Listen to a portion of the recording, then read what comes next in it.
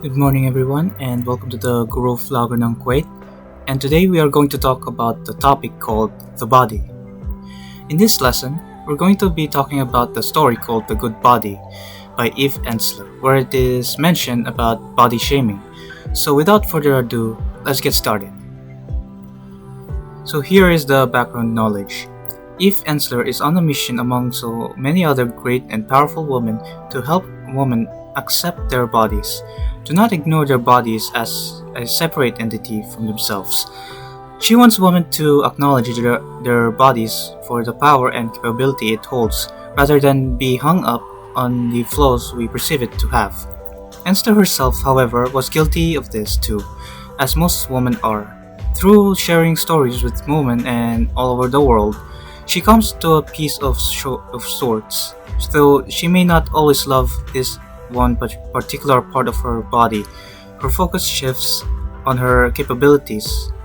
If she had spent so much time diminishing her physical appearances, she would not have much time for doing the incredible life-changing work that she often takes part in, like protesting wars, stand up for women, making sure that no one is starving.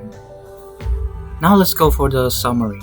The Good Body starts with Eve's tortured relationship with her own post-40s stomach and her skirmishes with everything from ab rollers and fad diets and fascistic trainers in an attempt to get the flabby badness out. As Eve hungrily seeks self-acceptance, she is joined by the voices of women from LA to Kabul, whose obsessions are also laid bare. A young Latina candidly critiques her humiliating spread, a stubborn layer of fat that she calls a second pair of thighs. The wife of plastic surgeon recounts being systematically reconstructed, inch by inch, by her perfectionist husband. An arguing magazine executive, still haunted by her mother's long-ago criticism, describes her desperate pursuit of Young as she relentlessly does sit-ups. Along the way, Eve also introduces us to women who have found a hard-won peace with their bodies. An African mother who celebrates each individual body as signs of nature's diversity, an Indian woman who transcends treadmill mania and delights in her plump cheeks and curves, and a veiled Afghani woman who is willing to risk imprisonment for a taste of ice cream. These are just a few of the inspiring stories woven through Eve's global journey from obsession to enlightenment. Ultimately, these monologues become a personal wake-up call from Eve to love the good bodies we inhabit. Now we are going to talk about the facts about Eve Ensler herself. Eve Ensler is an internationally best-selling author and Tony Award-winning playwright whose theatrical works include the Obie Award-winning The V Monologues, as well as Necessary Targets, The Good Body, and Emotional Creature. She is the author of the political memoir Insecure at Last, the New York Times bestseller I Am an Emotional Creature, and a critically acclaimed memoir In the Body of the World, which she has adapted for the stage and will premiere at Manhattan Theatre Club in January 2018. Ensler is the founder of V-Day, the global movement to end violence against women and girls that has raised more than $100 million for local groups and activists.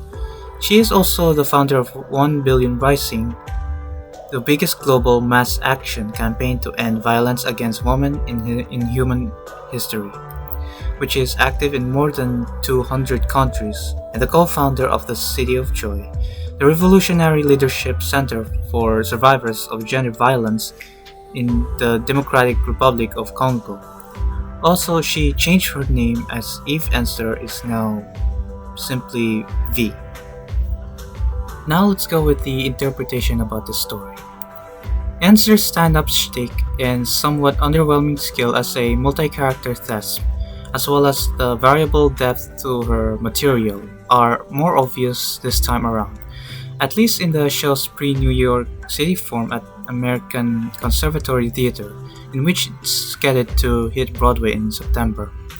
Still, the sleeky package Intermissionless Evening, directed with a smooth efficiency by Pierre Askin, drew many up drew many an approving yelp and affirming sigh from its opening night on. As with the V monologues, the potential is there for guest actors to divvy up character bits on a short run or benefit basis, upping not only box office appeal but the overall performance quality. On Robert Bill's interesting all-white sculptural set of fashion shoot setup, flanked by 4 rows of spectator seats, as it's just one occupied by a perfectly thin female mannequin. Ansler first appears following a slideshow of progressively unrealistic feminine ideals through the ages. There's Barbie, there's Twiggy, and then there's Eve. Relating how her all-consuming childhood goal was to be good in the pretty perky mode of 1950s and 60s role models. Failing that, her guilty adult badness assumed many forms, more severe demons having since been conquered. She now concentrates all angst on that midsection spare time, which isn't much, bicycle thickness at most, for a woman newly past 50. Among them are a couple of celebrities. Pioneer of woman's free at last to please men ethos, Helen Gurley Brown, is seen still struggling to be a Cosmo girl at 80. Face lifted thigh as a mini trampoline.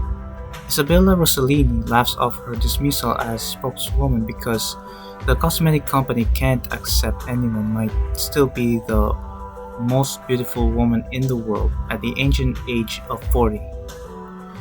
Here are some of the guide questions. How does the narrator feel about her body? Ansler herself, like most women, was also guilty of this. She comes to a kind of peace by sharing stories with women from all over the world. Although she may not always love this particular part of her body, her focus shifts to her abilities, one of Ansler's work to fight for. What does Cosmo symbolize? Cosmo is short for the title of a popular fashion magazine for women, Cosmopolitan. The blonde woman in the cover of this magazine makes the girl in the story think of her own flaws because of how the woman represents the ideal body for Americans, described with pointy breasts and a raisin-a-day stomach. Or cosmos often simply means universe, but the word is generally used to suggest an orderly or harmonious universe, as it was originally used by Pythagoras. What do you think is the effect of body shaming to men and women?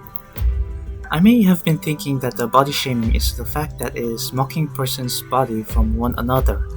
Because of the scope of body shaming is wide and can include, although it's not limited to fat shaming, shaming for thinness, height shaming, shaming of hair color, body shape, one's muscularity, shaming of looks, and in other broad set sense, may even include shaming of tattoos and piercings, or diseases that leave a physical mark such as psoriasis.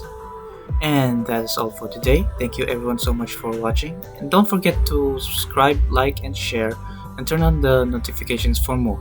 And I hope all of you have a wonderful day. See ya!